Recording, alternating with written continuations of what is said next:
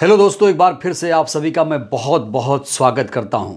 दोस्तों, ईवीएम एक ऐसी मशीन है जिसको लेकर लगातार सवाल खड़े हो रहे हैं। जब जब चुनाव आता है ईवीएम पर सवाल खड़े हो जाते हैं। ईवीएम धांधली, ईवीएम हैकिंग को लेकर तमाम तरह के आरोप लगाए जा रहे हैं। मध्य प्रदेश, छत्तीसगढ़ में ऐसे तमाम तरीके के आरोप लगाए जा रहे हैं, लेकिन ईवीएम का अब परमानेंट इलाज होने जा रहा है। जी हां दोस्तों, अब ईवीएम का अंत होने वाला है।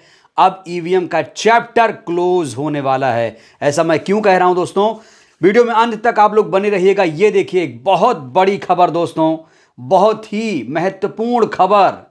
जिस याचिका पर सुप्रीम कोर्ट को सुनवाई करनी है उसको लेकर दोस्तों बहुत बड़ी खबर लेकर आज मैं हाजिर हुआ हूं। और चुनाव आयोग की जो दलीलें हैं उसकी आज मैं दोस्तों परत भी खोलने वाला हूं, उसकी पोल भी खोलने वाला हूं। दोस्तों, जैसा कि आपको मालूम है कि मध्य प्रदेश, छत्तीसगढ़ में चुनाव हो चुका है, मिजोरम में चुनाव हो चुका है। अब दो राज्यों में चुनाव होने वाले हैं, राजस्थान और तेलंगाना में चुनाव होने वाले हैं। लेकिन ईवीएम एक बार फिर से सवालों के घेरे में आ गई है। तमाम राजनीतिक दल ये सवाल खड़े कर रहे हैं कि इन दो राज्यों में ईवीएम से चुनाव ना कराया जाए। उसकी वजह दोस्तों बहुत साफ है। मध्य प्रदेश में जिस तरीके से चुनाव हुआ, जिस तरीके से छत्तीसगढ़ में चुनाव हुआ, आपने देखा कि कैसे वहां पर ईवीएम खराब हो गई, कैसे ईवीएम को कई जगहों से बरामद किया गया, कई जगहों पर ईवीएम इधर उधर पाई गई हैं और कई ईवीएम से छेड़छाड़ का खतरा भी यहां पर मंडरा रहा है। दोस्तों, मध्य प्रदेश के बाद एक अहम खबर आई है छत्तीसगढ़ से, जहां पर ईवीएम हैक होने का डर सता रहा है। मतगणना से पहले, रिजल्ट से पहले ईवीएम में छेड़छाड़ ना हो जाए, इस डर के कारण दोस्तों अब स्ट्रांग रूम के बाहर तंबू लगा दिया गया है, टेंट लगा दिया गया है। दोस्तों, गौर करने वाली बात यह है कि बीजेपी का कोई भी नेता इस समय ईवीएम को लेकर सवाल नहीं खड़े कर रहा है। सिर्फ और सिर्फ विपक्ष के तमाम जो नेता हैं वो ईवीएम को लेकर सवाल खड़े कर रहे हैं। स्ट्रांग रूम जो बनाया गया है, जो स्ट्रांग रूम आपको पता ही होगा कि जहां पर ईवीएम को रखा गया है उसे स्ट्रांग रूम कहते हैं। ईवीएम रेस्ट पर है। 17 नवंबर से लेकर 3 दिसंबर तक इलेक्ट्रॉनिक वोटिंग मशीन रेस्ट पर है और सुरक्षा को लेकर सवाल खड़े हो रहे हैं दोस्तों, क्योंकि अब सुरक्षा नाकाफी है। कहा जा रहा है कि यहां पर हेरा फेरी हो जाएगी, कभी भी पलक झपकते ईवीएम हैक हो जाएगा। ऐसे तमाम गंभीर आरोप अब ईवीएम पर लगाए जा रहे हैं। दोस्तों, 1 मिनट के लिए भी जो नेता हैं, कार्यकर्ता हैं, ईवीएम से दूर नहीं होना चाहते, स्ट्रांग रूम से वो दूर नहीं होना चाहते। इसकी वजह है ईवीएम हैकिंग का डर, ईवीएम से छेड़छाड़ का डर। चुनाव आयोग ने दोस्तों सुप्रीम कोर्ट में क्या कहा है वो तो मैं आपको बताऊंगा, और सुप्रीम कोर्ट में क्या कुछ होने वाला है, फैसला क्या आने वाला है, क्या हो सकता है वो भी आपको बताऊंगा। लेकिन आप ये जान लीजिए कि जो चुनाव आयोग दावे कर रहा था, चुनाव आयोग क्या दावे करता है कि हम ईवीएम से जल्दी से चुनाव कराते हैं, हम ईवीएम से जल्दी से काउंटिंग कराते हैं, बहुत तेज गति से नतीजे आ जाते हैं। लेकिन दोस्तों, सारे दावे फेल साबित हुए। चुनाव आयोग के सारे दावे धरे के धरे रह गए और मध्य प्रदेश और छत्तीसगढ़ में ईवीएम की पोल खुल गई है। ईवीएम पूरी तरीके से एक्सपोज हो चुकी है। लेकिन जब जब ईवीएम की बात होती है तो भाजपा जो है, सत्ताधारी जो दल है दोस्तों, वो फड़फड़ाने लगता है। कहा जा रहा है, विपक्ष के लोग कह रहे हैं कि ये सत्ताधारी की जो जान है इलेक्ट्रॉनिक वोटिंग मशीन ईवीएम में है, और अगर ईवीएम को ही मरोड़ दिया जाए तो सत्ताधारी पार्टी के जो सपने हैं धरे के धरे रह जाएंगे। दोस्तों, आखिर क्या वजह है कि बीजेपी के जो नेता हैं, वो ईवीएम को लेकर सवाल नहीं खड़े कर रहे हैं। सिर्फ और सिर्फ विपक्षी दलों के नेता ही ईवीएम को लेकर सवाल खड़े कर रहे हैं। ये गौर करने वाली बात है दोस्तों।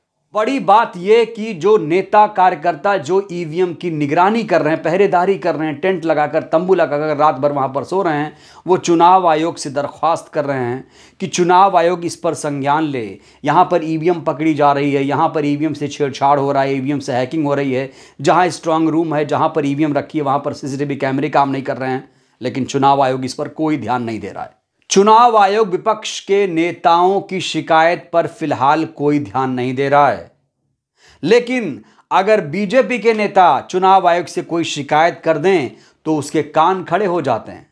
वो तुरंत चौकन्ना हो जाता है, तुरंत जी हुजूरी करने लगता है कि बीजेपी की शिकायत आई है, सत्ताधारी पार्टी के नेता ने शिकायत की है, अब तो कार्रवाई करनी पड़ेगी। दोस्तों, इस खबर पर नजर दौड़ाइए। ये जो खबर है ये देखिए, यहां पर चुनाव आयोग ने गहलोत की 7 गारंटियों के विज्ञापन पर रोक लगा दी है। ये जो रोक लगाई गई है, ये बीजेपी की शिकायत पर रोक लगाई गई है। मैं आपको एक उदाहरण देकर समझाना चाहता हूं कि कैसे चुनाव आयोग सत्ताधारी पार्टी की शिकायत पर एक्टिव हो जाता है और कैसे तुरंत संज्ञान लेता है। लेकिन विपक्ष के नेताओं की शिकायत पर चुनाव आयोग बिल्कुल चुप, बिल्कुल उसे सांप सूंघ जाता है, गहरी नींद में सो जाता है, उसे कोई मतलब नहीं क्या हो रहा है।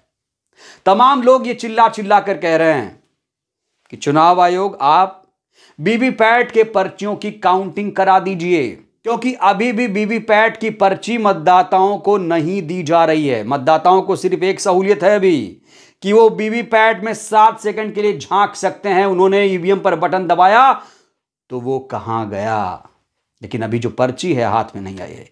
इसी पर्ची के 100% काउंटिंग के लिए लड़ाई चल रही है सबसे बड़ी अदालत में, सुप्रीम कोर्ट में। दोस्तों, इसको लेकर एक बहुत बड़ी याचिका पहुंच चुकी है। इस खबर को जरा देखिए दोस्तों, ये देखिए, चुनाव आयोग यहां भी ईवीएम का सपोर्ट करने पहुंच गया है।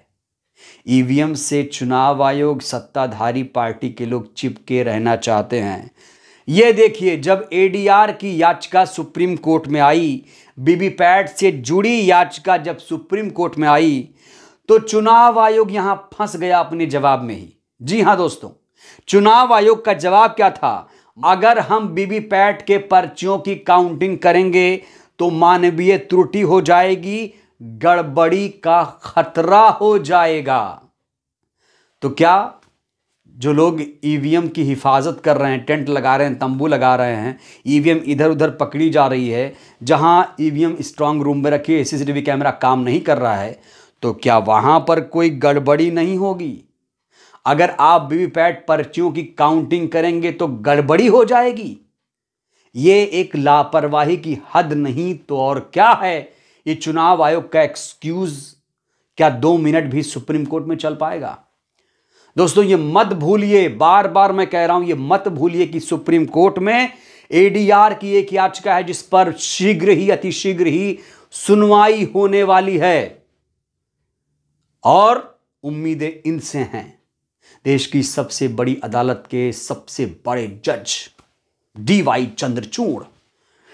चंद्रचूड़ साहब इसी याचिका को लेकर सुनवाई करने वाले हैं बहुत जल्द। हालांकि सुनवाई तो पहले ही होने वाली थी, नवंबर के पहले हफ्ते में सुनवाई होने वाली थी, लेकिन अभी सुनवाई नहीं हुई है। माना जा रहा है कि बहुत जल्द इस पर सुनवाई शुरू हो जाएगी और पूरा देश सुप्रीम कोर्ट के फैसले का इंतजार कर रहा है। पूरा देश ईवीएम का परमानेंट इलाज चाह रहा है। पूरा देश कह रहा है कि अब बैलेट पेपर वापस आ जाना चाहिए। जैसे बड़े बड़े देशों ने बैलेट पेपर अपनाया है, ईवीएम को कूड़े में डाला है, ठीक ऐसे ही भारत में भी ईवीएम पर बैन होना चाहिए। लेकिन दोस्तों, क्या आपको लगता है कि सत्ताधारी पार्टी के खिलाफ जाकर जो डीवाई चंद्रचूड़ साहब हैं ईवीएम का परमानेंट इलाज करेंगे? क्या लगता है?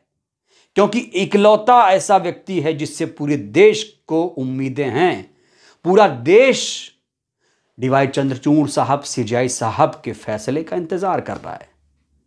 क्योंकि दोस्तों, ईवीएम को लेकर सवाल खड़े हो रहे हैं जब जब चुनाव आ रहा है। दोस्तों, यहीं पर देश के लोकतंत्र को लेकर भी सवाल खड़े हो जाते हैं, क्योंकि चुनाव प्रक्रिया सीधे सीधे लोकतंत्र से जुड़ी हुई है और ईवीएम से चुनाव को लेकर कहा जा रहा है कि जब भी ईवीएम से चुनाव होगा तो लोकतंत्र पर कहीं ना कहीं सवाल खड़े होंगे। जब बैलेट पेपर की बहाली होगी तब माना जाएगा कि देश में असली लोकतंत्र आ गया है। तो अब उम्मीदें सुप्रीम कोर्ट के सीजेआई से हैं। देखते हैं वो क्या फैसला लेते हैं। सुनवाई जल्दी होनी चाहिए, पूरा देश टकटकी लगाए फैसले का इंतजार कर रहा है। अब माननीय सीजेआई इस पर कब निर्णय लेंगे, ये बहुत बड़ा सवाल है। दोस्तों, आपको क्या लगता है? क्या लगता है जो याचिका है एडीआर की, उससे आपको कितनी उम्मीदें हैं? और माननीय सीजेआई से आपको कितनी उम्मीदें हैं? ईवीएम को लेकर, बैलेट पेपर को लेकर आप लोग क्या सोचते हैं? मैं चाहता हूं कि आप लोग भी राय दीजिए। आप लोगों की राय बहुत ज्यादा महत्वपूर्ण है दोस्तों। ईवीएम को लेकर क्या सोचते हैं? बैलेट पेपर से चुनाव होना चाहिए कि नहीं होना चाहिए? ईवीएम खत्म होना चाहिए कि नहीं खत्म होना चाहिए? अपनी प्रतिक्रिया आप लोग जरूर दीजिएगा। वीडियो को लाइक करिए, चैनल को सब्सक्राइब करिए, वीडियो को जन जन तक पहुंचाइए, जिससे देश की जनता जागरूक हो। जय भारत, जय संविधान। शुक्रिया।